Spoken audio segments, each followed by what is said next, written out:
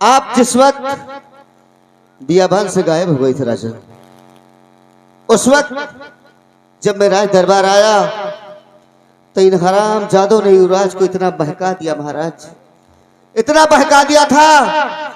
इन लोगों ने मेरे मुंह पर काला का टीका लगा दिया महाराज, कलंक का टीका लगा दिया। राजकुमारी निर्मला जी के साथ मेरा मुंह काला करने का आरोप लगाया और आपकी हत्या का आरोप मुझे लगाकर मुझे जेल में डलवा दिया महाराज।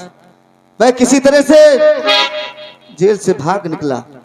भागने के बाद मुझे कुछ दिखाई नहीं दिया। मैंने सोचा अगर मैं यही मर जाऊंगा तो महाराज को कौन पूजेगा। मेरा भाई गया था लेकिन मेरी आत्मा नहीं मानी महाराज, मुझे यही रूप धारण करना पड़ा इन हराम जादों के द्वारा।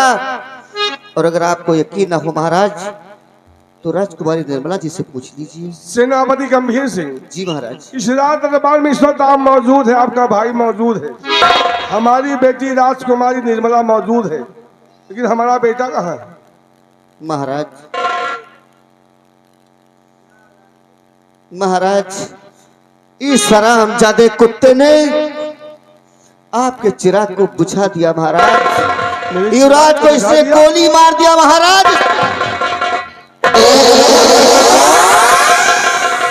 बिहारी लाल, इस मजदूर को घर लेकर के आओ।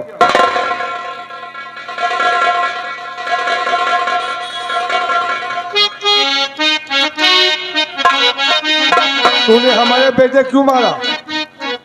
महाराज, मैं राज के लालच में आ गया, कुछ समझ न पाया और युवराज को राज के लालच में तूने इस आसाम राज के युवराज के ही खात्मा कर दिया। जी महाराज। सर तुझसे तो बात करेंगे, ले जाते हैं इसको धैर्य से। सेनापति गंभीर सिंह, ये हवन कुंड की राख लेकर कौन आया था? महाराज ये हवन कुंड की राख तो मेरे भाई शेखर ले आए। कहाँ तुम्हारा भाई शेखर? शेखर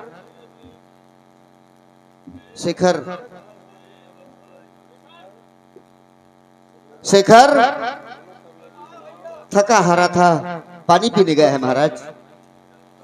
बेटा शेखर, आज तुम्हारी वजह से हमें नई जिंदगी मिली है।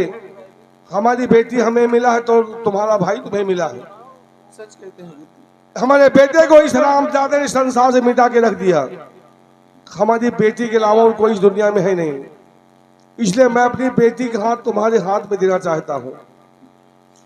जैसी आपकी इच्छा हो सरकार। आओ बेटी।